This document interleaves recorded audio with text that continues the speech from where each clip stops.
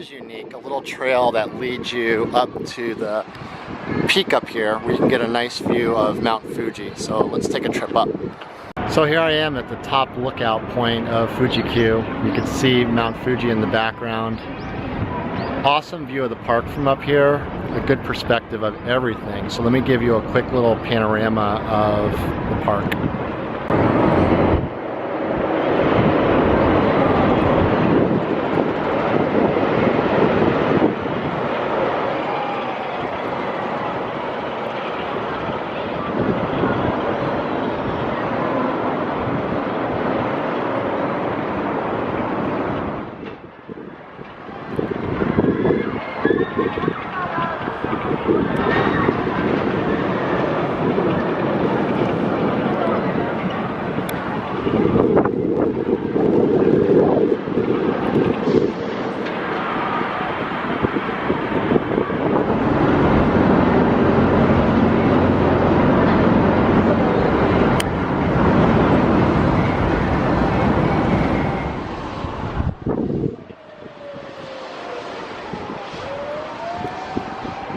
So it's been a fun day at Fuji-Q.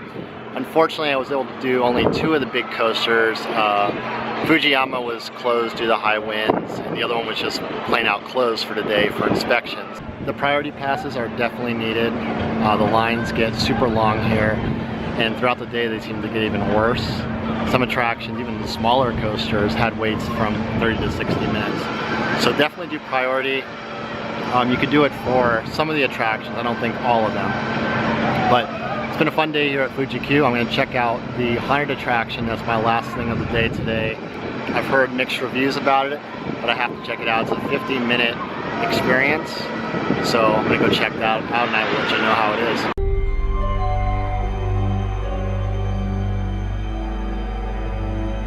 Big event, the haunted attraction at Fuji-Q, king of horror houses.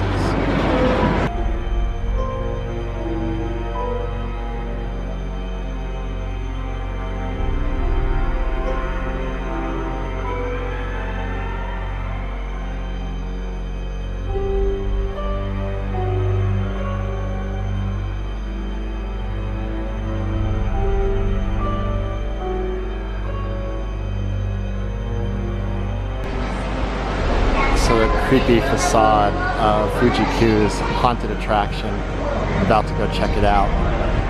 This is the exit where people come out screaming.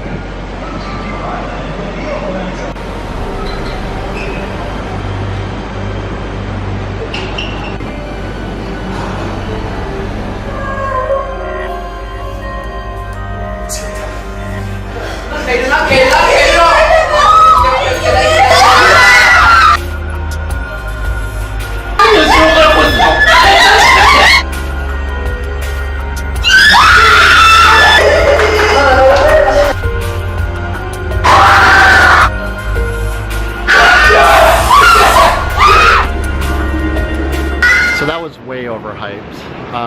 The ambiance was awesome with this abandoned hospital. The pre-show was awesome. You sit down on a bench and then at the very end the whole bench shakes. But the video was very, very violent. It would never have worked in America as far as a pre-show. But the whole experience I thought was kind of dull. There was probably maybe 10 characters to the whole thing. A lot of it was sound effects driven and lighting effect driven, but a lot of rooms were completely empty. And even though, like I said, the ambiance was so cool walking through these rooms and the set design was on point, scare factor not so much. So unfortunately, I have to give a bad review to this haunted attraction. I had these 2 Japanese gentlemen that were so nice to let me go with their group, but I probably could have done this on my own, to be honest, and they weren't really paying attention. So they tell you can't go in as a solo person, but you can. And you really don't have to go with the group at all, but these guys were so nice enough to let me go with them. But not a fan, not a fan. It was a long experience, so I got in line, let's see, it's about almost a little after 4 now. I got in line about, went in about 3:30, so it's about a half hour. So I guess if you spend a lot of time in there, it could be a 50-minute experience. But so-so. I will give them props, like I said, for set design. Just wish it would have been a little bit more scarier.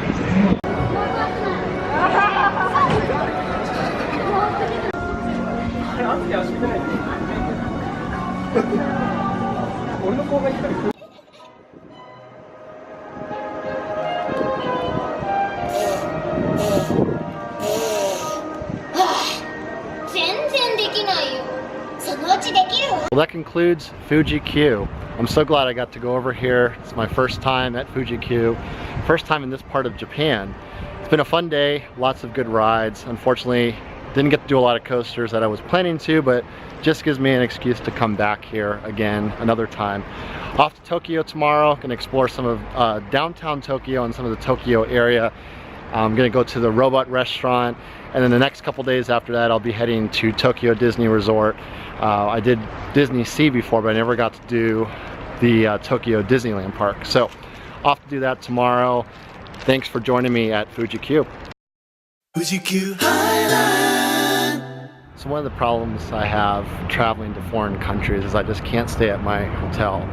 I feel like there's too much to explore and I want to go see the sights. So I found a mall within walking distance of my hotel.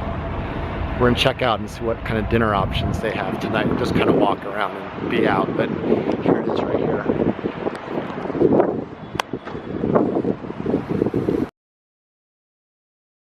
Found this restaurant called Sukiya. I'm gonna go check this out.